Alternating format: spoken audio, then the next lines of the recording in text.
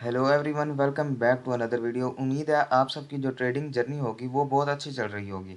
आज की वीडियो में हम एक बहुत ही इम्पोर्टेंट टॉपिक कवर करने वाले हैं, जिसके अंदर हम देखने वाले हैं कि इंडिकेटर्स जो हैं रियली वर्क करते हैं या नहीं। ये टॉपिक हम इसलिए कवर कर रहे हैं कि जो भी नया ट्रेडर मार्केट के अंदर आता है, जो कि अभी स्टडी लेवल के अंदर होता है, यानी अभी वो लर्न कर रहा होता है, तो उसे कुछ सोशल मीडिया के ऊपर स्कैमर्स जो हैं वो उन्हें एक बाय सेल का इंडिकेटर बेचते हैं। कुछ काफ़ी महंगे होते हैं और कुछ लो प्राइस के अंदर भी वो बेच देते हैं। बेसिकली उसके फ्री वर्जन भी होते हैं। स्टार्टअप में वो आपको वो इंडिकेटर देते हैं, उसके बाद जो है वो आपको कहते हैं कि इसकी एक्यूरेसी इतनी अच्छी नहीं है जितनी हमारे पेड इंडिकेटर की एक्यूरेसी अच्छी है। फिर वो आपको अपना पेड इंडिकेटर बेचते हैं, क्योंकि अभी आप बिगिनिंग लेवल पे होते हैं और आप उसे ख़रीद भी लेते हैं और आप ये सोचते हैं कि जैसे वो प्रॉफिट्स कर रहे हैं हम भी इसी तरह प्रॉफिट करेंगे और मार्केट से कुछ ना कुछ अर्न करेंगे। लेकिन रियल में ना ही वो प्रॉफिट करते हैं ना ही आप करते हैं। आज की इस वीडियो के अंदर हम यही टॉपिक कवर करेंगे, जिसके अंदर हम बात करेंगे कि ये जो इंडिकेटर्स आपको बेचे जाते हैं ये क्या मार्केट के अंदर वाकई वर्क करते हैं या ये सिर्फ स्कैम करते हैं। इसे हम दो बेसिस के ऊपर कवर करेंगे। सबसे पहला जो है, हम इंडिकेटर्स को कंपेयर करेंगे टेक्निकल एनालिसिस के साथ। फिर दूसरे स्टेप में हम इंडिकेटर्स को फंडामेंटल एनालिसिस के साथ कंपेयर करेंगे, क्योंकि मार्केट के अंदर यही दो सबसे बड़ी मेन चीज़ें हैं जिसके ऊपर मार्केट पूरी बेस होती है। मार्केट इन दो चीज़ों के ऊपर वर्क करती है। इसके अलावा अभी तक तीसरी मार्केट के अंदर कोई चीज़ नहीं आई जिसके साथ मार्केट काम करे, अप जाए या डाउन जाए। सबसे पहले जो है हम चलते हैं। सबसे पहले हम देखते हैं टेक्निकल एनालिसिस और इंडिकेटर। पहले मैं यहाँ पर लिख लूँ ताकि आपको सही से समझ आए।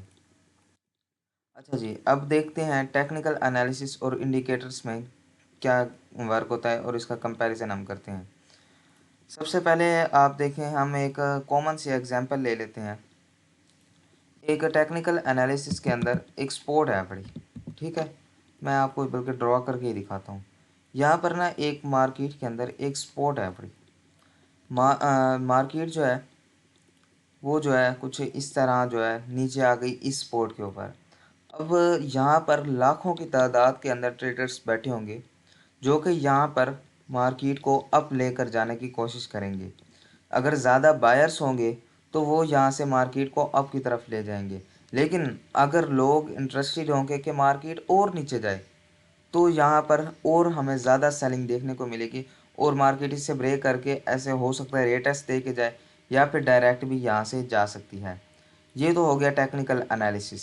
बट सेम जब हम इंडिकेटर की तरफ जाते हैं वो तो हमें एक बाय का और सेल का सिग्नल देता है। इंडिकेटर के अंदर एक बंदे की जो है स्ट्रेटजी लगी हुई होती है और ज़्यादा से ज़्यादा ये इंडिकेटर 2 से 3 हज़ार लोग ही लेते हैं और 2-3 हज़ार लोग ही इस इंडिकेटर से बाय सेल की ट्रेड करते हैं। आप खुद देखें कि एक स्पोर्ट के ऊपर अगर एक इंडिकेटर जो है यहाँ पर एक बाय का सिग्नल देता है, क्योंकि ज़ाहिर बात है ज़्यादातर इनके अंदर सपोर्ट एंड रेसिस्टेंट ही होती है। यहाँ पर अगर वो ये यहाँ पर बाय का सिग्नल देता है, ज़्यादा से ज़्यादा 3 हज़ार लोग यहाँ से बाय करेंगे उस इंडिकेटर को देखकर। लेकिन अगर ज़्यादा लोग इंटरेस्टेड हुए सेलिंग के अंदर, टेक्निकल एनालिसिस के अंदर, यानी यहाँ पर हमें शार्प सेलिंग देखने को मिल गई। यहाँ पर कुछ हमें कैंडलस्टिक्स भी देखनी पड़ती हैं। सिर्फ यहाँ पर टेक्निकल एनालिसिस के अंदर सिर्फ सपोर्ट एंड रेसिस्टेंट नहीं होती, और भी काफ़ी सारे कॉन्सेप्ट्स होते हैं, न्यूयॉर्क सेशंस होते हैं। टाइमिंग को भी काफ़ी हमें ज़हन में रखना होता है। यही जो इंडिकेटर्स होते हैं इनके अंदर टाइमिंग वगैरह का कोई ऐसा सिनेरियो होता ही नहीं है। तो अगर यहाँ पर आप देखें, यहाँ पर हमें कोई सेशन भी देखने को मिलता है। सेशन के ऊपर मैंने वैसे एक अलग वीडियो बनाई है, आप वो भी जाकर देख सकते हैं। मैं उसका लिंक जो है आपको नीचे डिस्क्रिप्शन के अंदर डाल दूंगा, आप उसे जाकर इस वीडियो के बाद ज़रूर देखिएगा।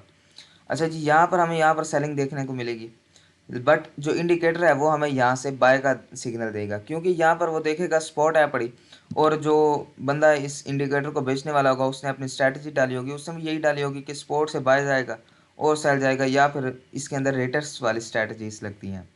अच्छा जी, उसके बाद जो है यहाँ से वो कहेगा बाय जाए।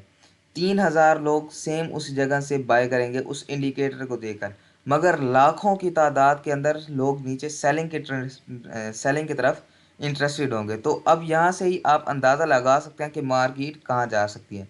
3,000 लोगों का साथ देगी मार्केट, या फिर उन लाखों ट्रेडर्स का साथ देगी जो यहाँ पर बैठे होंगे सेलिंग की तरफ इंटरेस्टेड।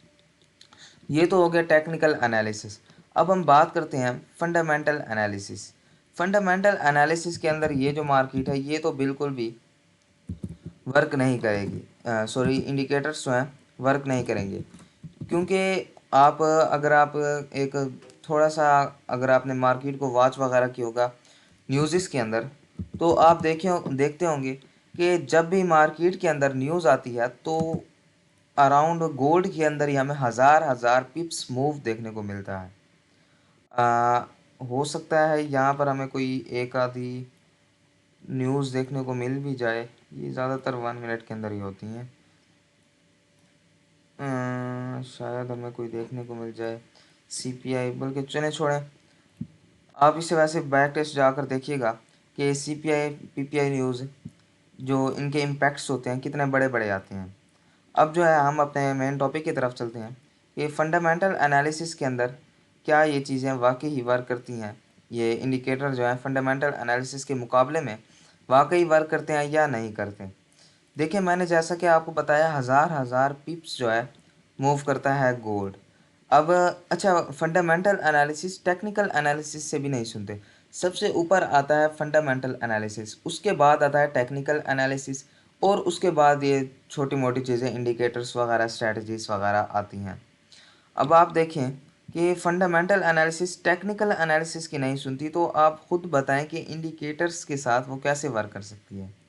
आप देखें कि एक स्पोर्ट थी बड़ी, ठीक है, बट वहाँ पर एक न्यूज़ आ गई, मार्केट जो है यहाँ से एक स्पोर्ट बनाना चाह रही थी, यानी मार्केट जो है यहाँ पर आई, तो अगर न्यूज़ का इम्पैक्ट नीचे की तरफ आता है, यानी न्यूज़ का इम्पैक्ट नेगेटिव आता है गोल्ड के ऊपर, तो वो इतना नीचे जाएगी कि अगर आपके स्टॉप लॉस नहीं लगे हुए तो वो आराम से आपका जो अकाउंट है वो वॉश कर जाएगी।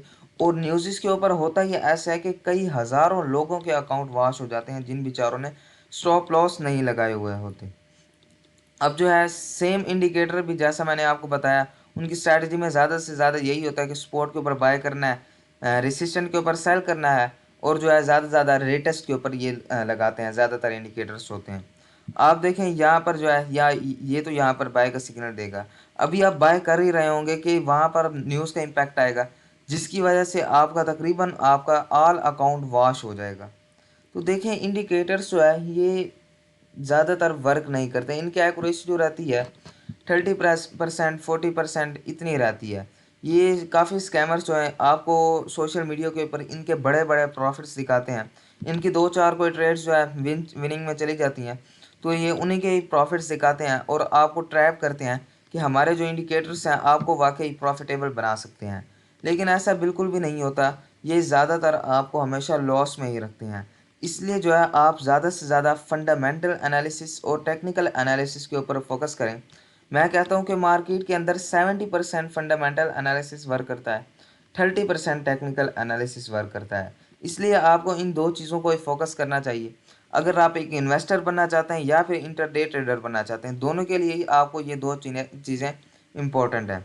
आप हमेशा इन्हीं दो चीज़ों को के ऊपर फोकस करें, ना कि इन जैसे स्कैम इंडिकेटर्स के ऊपर। ये जो इंडिकेटर्स होते हैं ये कुछ अरसे के लिए ही होते हैं, उसके बाद ज़्यादातर वो स्कैमर ही भाग जाते हैं, ना वो आपको सोशल मीडिया के ऊपर मिलते हैं ना कहीं आपको मिलते हैं, और ये जो इंडिकेटर्स होते हैं ये आपकी फाइल्स में ऐसे ही रह जाते हैं। तो मैं जो है ये जो इंडिकेटर्स हैं, जब मैं भी नया नया ट्रेडिंग में आया था तो मैंने भी कुछ 2-4 इंडिकेटर्स लिए थे, लेकिन मुझे जल्द ही इनकी रियलिटी का जो है पता चल गया।